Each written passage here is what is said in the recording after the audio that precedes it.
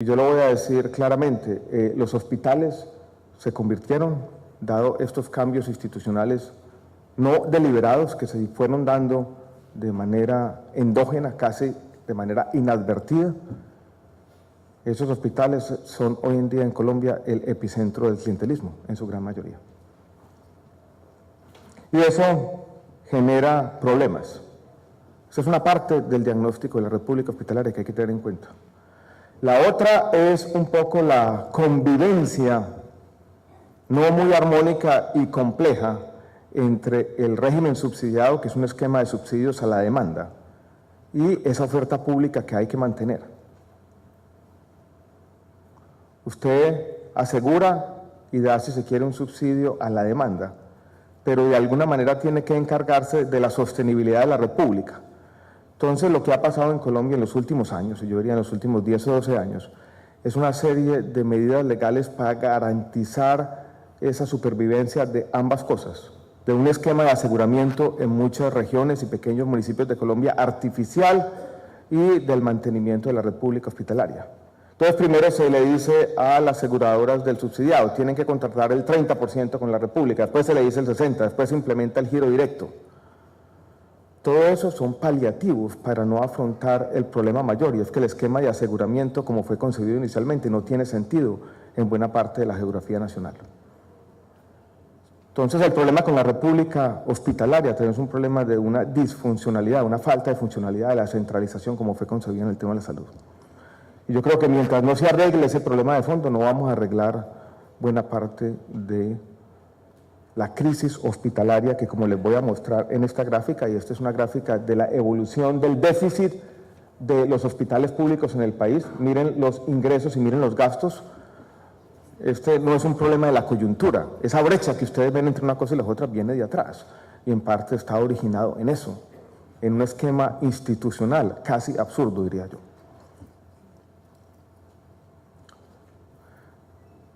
Que ha incentivado, ha generado una economía política muy complicada. Ya les voy a contar un poco qué estamos haciendo para resolver el problema, y la complejidad de la problemática va a implicar que vamos a tener que hacer cosas en diferentes velocidades. Unas pueden hacerse en el corto plazo, otras requerirán reformas legales que implican un abordaje de más mediano plazo.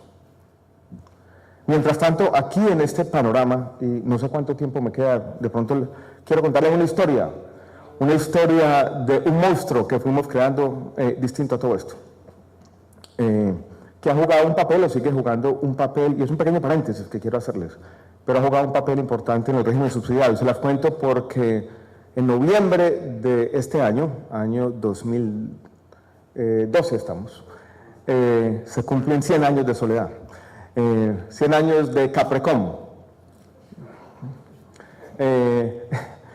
Caprecom inventó el régimen de la protección social en Colombia, ese esquema bismarckiano, y fue muy bueno por mucho tiempo, funcionó.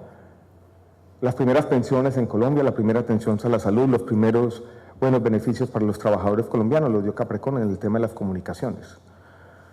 Después a Caprecom le pasó lo que el doctor Quinche, que está aquí, conoce bien, después de la ley 100 del año 93, quedó mal parqueado y se convirtió, como se convirtió el seguro en su momento, no solamente en una compañía de pensiones en el régimen de prima media, sino también en una EPS. Caprecom tuvo al comienzo el afiliado del régimen contributivo, el régimen subsidiado. Lo del contributivo nunca funcionó muy bien, se lo fueron quitando, la parte de pensiones quedó ahí. Y el régimen subsidiado siguió creciendo, y en algún momento, al final del gobierno del presidente Pastrana, que está por aquí o estuvo por aquí estos días, la idea del gobierno era liquidar a Caprecom. Pero después empezamos, y yo participé en eso, en el gobierno de Uribe, vino el tema del seguro social, se escindieron las clínicas famosas del seguro, y esas clínicas quedaron en un momento por ahí mal parqueadas, había que ponerlas en algún lado, pues se las pusieron a Caprecom. Y después empezó a crecer el régimen subsidiado en segunda parte del gobierno de Uribe, y eso estaba creciendo muy rápido, no había dónde, toda esa presión política que había por crecer el número de afiliados, muchos de ellos comenzaron a crecer en Caprecom. Y comenzaron a aparecer todo tipo de problemas, con IPS públicas en Quibdó, en San Andrés, que se creaba una, no había dónde ponerlas, y se las ponían a Caprecón. Y después hubo una idea que tenía sentido, dijéramos históricamente, y es que el Estado debería tener un comprador inteligente de medicamentos que de alguna manera tuviera algún poder de mercado. Capremed lo llamaron y se lo pusieron a Caprecón. Y entonces crearon un monstruo. Yo creo, alguien me dijo en estos días que si McKinsey hubiera diseñado, dijéramos, con inteligencia, una entidad donde se pudiera hacer corrupción, se hubiera inventado Caprecón.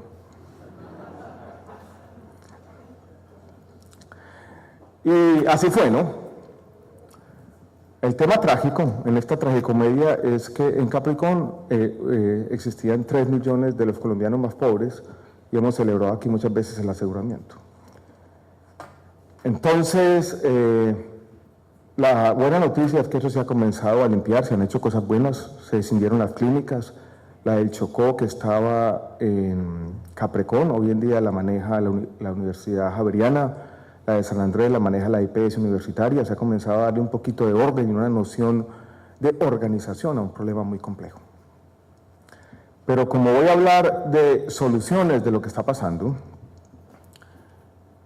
y en este problema de la República, donde claramente la politización ha sido un problema grave, una de las primeras tareas que tengo yo como ministro es que algunas entidades claves como Caprecón o como la Superintendencia de Salud sean manejadas técnicamente. Y esa, dijéramos, es la primera pelea que tengo que dar para que todo esto no quede, dijéramos, en carreta y en un diagnóstico vacío. Por eso quise contarles esta historia de una trayectoria institucional, de cómo se van acumulando en el Estado problemas muy complejos y cómo esos problemas complejos llevan, dijéramos, a malos resultados sociales. Entonces, ahí hay una primera cosa que tiene que pasar, y es que estas entidades de las que depende la salud de los colombianos más pobres sean bien manejadas. Primer tema. Segundo tema, porque todo no se puede quedar, dijéramos, en un discurso no más vacío, hay cosas que se pueden empezar a hacer. Vamos a hacer un plan de saneamiento fiscal y financiero de la red pública hospitalaria con la División de Apoyo Fiscal del Ministerio de Hacienda. Hay 42% de los hospitales colombianos en alto riesgo. Esto va a llegar a que conozcamos las deudas, que se paguen algunas deudas, que el gobierno nacional pueda pagarlas y asumir varias de ellas. Y estamos pensando si hacia adelante no podemos reproducir una experiencia exitosa en el manejo de las interrelaciones entre la nación y las entidades territoriales, como fue la Ley 617. Y estamos pensando también, y yo creo que esto puede hacerse por decreto, en un nuevo esquema de prestación del servicio en varias regiones del país. Uno son los antiguos territorios nacionales y otro podría ser el Chocó. Un esquema que de una vez por todas diga el aseguramiento no tiene sentido en algunas ciudades de Colombia, vamos a juntar los recursos de oferta y demanda, vamos a conseguir un buen operador que mantenga los puestos de salud bien mantenidos y que para lo otro, para la atención de alta complejidad con especialistas, tenga o bien telemedicina o bien ambulancias médicas, que funcione bien, con alguien que sepa hacer las cosas. Y yo creo que eso puede hacerse rápidamente. Yo estoy detrás de esta decisión porque quiero que ahí podemos mostrar resultados rápidamente y mostrar un camino. El presidente Santos dijo una frase cuando yo todavía no hacía parte del gobierno, era un feliz columnista. Dijo por allá, la salud no es un negocio. Esa frase puede interpretarse de muchas maneras, pero hay una manera donde se puede interpretar literalmente. Y es un puesto de salud en un municipio colombiano, digamos Acandí, no tiene que ser un negocio, no tiene que vivir de prestar servicios. Lo que le tenemos que exigir a la persona que lo está manejando es que ahí esté el médico, que ahí esté el odontólogo, que hagan las citologías, que hagan lo que tengan que hacer. Y uno no puede convertir, dijéramos, en los puestos de salud en negocios. Yo creo que ese esquema, dijéramos, de que puestos de salud tenga que funcionar como unas heces independientes que venden servicios, es una gran equivocación. Entonces yo creo que ahí toca, yo no sé todavía cómo legalmente, pero por lo menos tener una filosofía clara y resolver ese problema en buena parte de los municipios colombianos. Por eso quise mostrarles esta cifra de que 60% de los hospitales están en los municipios de menos de 20.000 habitantes. El tema de las redes de atención también es fundamental, ha estado siempre en las leyes, ha estado siempre en los documentos COMPES, pero para que las redes puedan ser operantes tenemos que también empezar a desbaratar el mito de la municipalización de la salud en Colombia. No les voy a dar muchos más detalles, yo creo que he sido más exhaustivo de la cuenta. Simplemente creo que tenemos retos de diversa índole nuevamente. El primero pasa por, lo voy a decir de manera tal vez dramática, la salud no puede seguir siendo la variable que cuadra la ecuación de la gobernabilidad en Colombia. Y yo como ministro voy a encargarme de que eso sea así. Y los otros son retos de más o menos institucionales, hay cosas que tenemos claras, otras no tanto, pero las iremos clarificando sobre el camino. Quiero contarles un poco de dos reformas que estamos pensando. Oh, madre, me pasé más de la cuenta. Una es una reforma al derecho fundamental de la salud que existe en Colombia por jurisprudencia de la Corte Constitucional desde hace aproximadamente 20 años, pero que ha llevado a ciertos excesos con el tema de aquellos servicios por fuera del plan de beneficios. No es una reforma fácil porque es una reforma que de alguna manera trata de reglamentar un derecho fundamental o crear un estatuto de los derechos sociales que nunca ha existido en Colombia. Las exclusiones explícitas, que el Estado diga no llego hasta allá, nunca son fáciles. Cuando las trató de hacer el presidente Obama, por ejemplo, les dijeron usted va a crear unos comités de la muerte que decían qué persona se muere y qué persona no, eso no se puede hacer así. Nos está acompañando en todo este proceso, lo vamos a hacer por supuesto con los congresistas de la Unidad Nacional, pero nos está acompañando desde el gobierno el magistrado Manuel José Cepeda, quien me ha dicho una frase interesante que resume un poco lo que estamos tratando de hacer. Él lo llama la construcción legítima del no o del sí alternativo. Y esa construcción legítima tiene que pasar de un procedimiento, de un mecanismo de solución de conflictos que no sea simplemente el judicial, y donde uno pueda tener, con base en juntas médicas legítimas, la oportunidad de decir el Estado no debería pagar por esto. Que nos lleven, dijéramos, a la sociedad colombiana, a los médicos tratantes, a todo el mundo, a pensar como piensa, dijéramos, una familia que tiene un problema de salud y que tiene que comprometer su patrimonio. Porque en el patrimonio público, en esos recursos que han quedado por ahí medio flotando en su cuenta de compensación del FOSIGA, que han permitido pagar buena parte del NOPOR, la gente cree que eso es infinito y no es infinito.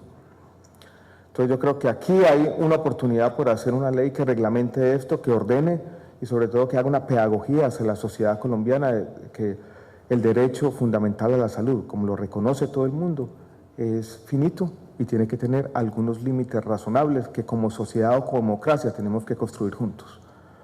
Suena fácil decirlo, suena más difícil hacerlo, pero es un debate que por lo menos el debate en sí mismo en el Congreso va a ser para todos instructivo, así espero. Esa es una parte de la reforma que estamos pensando hacer. La segunda, y en esto ha tocado con el tema de la reforma tributaria. En la presentación de la reforma tributaria ha estado el ministro de Trabajo, por supuesto el ministro de Hacienda, pero también he estado yo. ¿Y por qué he estado yo? Que como lo dijo aquí el ministro de Hacienda el día de ayer, los 8,5 puntos que hoy pagan los empleadores se va a hacer para los trabajadores con menos de 10 salarios mínimos, van a ser hoy aportados, si la reforma tributaria pasa, directamente por el Ministerio de Hacienda según este impuesto de destinación específica, nuevo. Eso crea una gran oportunidad, creo yo, una gran oportunidad para hacer algunos cambios estructurales en otros aspectos que no han funcionado bien de nuestro sistema de salud. Y voy a plantearle rápidamente, porque ya se me acabó el tiempo, un 1, 2, 3, cómo estamos concibiendo los cambios. Primero, yo creo que esos cambios nos van a permitir ordenar las fuentes de financiamiento.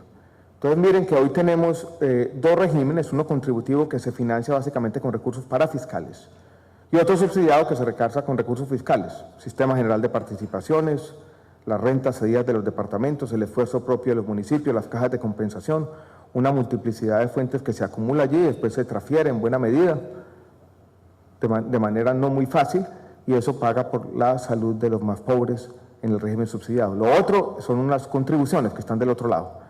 Y a pesar de que existe un plan de beneficios, estos dos mundos están separados. Al tener ya recursos fiscales pagando por buena parte de la salud del régimen contributivo, yo creo que el paso lógico siguiente es crear un solo fondo que acumule los recursos de las contribuciones de los empleados que van a estar todavía allí, estos recursos fiscales que van a venir del NUTRE o de este nuevo impuesto con destinación específica y los discursos de las diferentes fuentes que han financiado históricamente el régimen subsidiado en salud. Crear un solo fondo, eso va a simplificar de manera sustancial la operación de nuestro sistema de salud y va a permitir al mismo tiempo que tengamos las cuentas claras y que la sociedad pueda entonces decir cuál es la plata que hay en este esquema de aseguramiento social, cuánto podría costar un paquete de beneficios, y si la plata no alcanza, entonces da la discusión en el Congreso, por ejemplo, a ver si como sociedad queremos hoy gastar más. Hoy en día la misma complejidad ha borrado ese proceso básico de retroalimentación. Es decir, estos son los recursos disponibles, esto es lo que queremos pagar como sociedad, una cosa tiene que guardar algún tipo de coherencia con la otra. Hoy no hemos podido hacer eso. Y la creación de este fondo único, en un tema que está, dijéramos, en el centro de la discusión democrática como es la salud, nos va a permitir empezar a entender eso. Ese es el paso 2. Yo creo que cualquier reforma hacia adelante tiene que empezar a concebir, cuando ya borramos en los beneficios la barrera entre los regímenes subsidiado y contributivo como tiene que ser, esa dispersión del financiamiento. El paso 3 entonces es, apenas estén acumulados los recursos en este fondo único, ver qué va a pasar entonces con la necesaria, dijéramos, intermediación entre los recursos aquí y los prestadores del otro lado. Vamos a tener un esquema de aseguramiento, vamos a tener simplemente un esquema de unos administradores que son compradores inteligentes de servicios. En algunos casos tiene sentido el aseguramiento, en otros ya lo dije, en buena parte de la geografía nacional no. Y esa es una discusión que apenas comienza, tenemos todo el año entrante para hacerla con cuidado, porque otra cosa que yo estoy seguro del sector es que hay cierta fatiga reformista, hay reformas que se han hecho, la 1122, la 1438, que no han resuelto completamente los problemas, y esta vez, señores parlamentarios, creo que no nos podemos equivocar. Quiero terminar con la siguiente reflexión. El país aprendió en los años 2009-2010, con la fallida emergencia económica del presidente Uribe, que el tema de la salud está en el centro de las democracias modernas. Que los temas que estamos discutiendo esta mañana son temas que tienen que hacerse abiertamente y sobre todo que no son temas solamente responsabilidad del gobierno. Temas donde el gobierno juega un papel primordial de cierto liderazgo, pero son temas de toda la sociedad. Son retos que tenemos que abordar todos y sobre todo los agentes políticos. Todos tenemos que empezar a apuntar para el mismo lado. Quise transmitir esta mañana que aquí también hay grandes problemas de la forma como opera la descentralización y de lo que se convirtió históricamente por razones de diversa índole, trágicas, dije yo, la salud en Colombia. Entonces es una invitación que yo quiero hacer de allá como ministro, a cambiar esta realidad, a trabajar juntos todos, y estoy seguro que en un año, doctor Junguito, cuando volvamos por aquí, podremos simplemente no hacer un inventario de los problemas, sino que también estamos vislumbrando soluciones definitivas, ojalá. Muchas gracias a todos.